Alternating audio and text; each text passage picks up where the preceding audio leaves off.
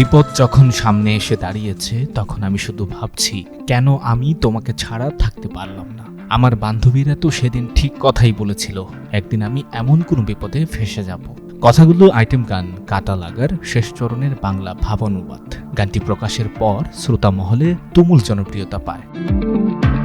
জনপ্রিয় এই গানটির শেষ চরণের অবশিষ্ট ভাবানুবাদ হলো, আমি সত্যিই ভুল করেছি, আমার যা হওয়ার তা তো হয়েই গেছে।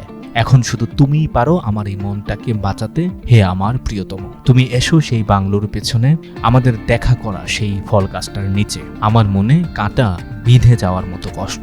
আমার প্রিয় রাজা, তুমি এসো সেই বাংলোর পেছনে। গানটির ব্রিজ লাইন বা বারবার রিপিট হওয়া লাইনগুলোর ভাব অনুবাদ এমন, দেখে তোমরা কেমন নাচতে পারো, কেমন দুলতে পারো, এসো তোমরা যারা পার্টি ভালোবাসো একটু নেচে দেখাও।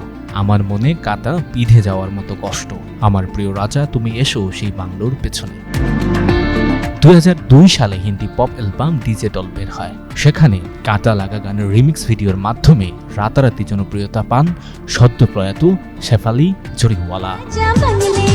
সঞ্জয় দত্ত, যুগান্তর নিউজ।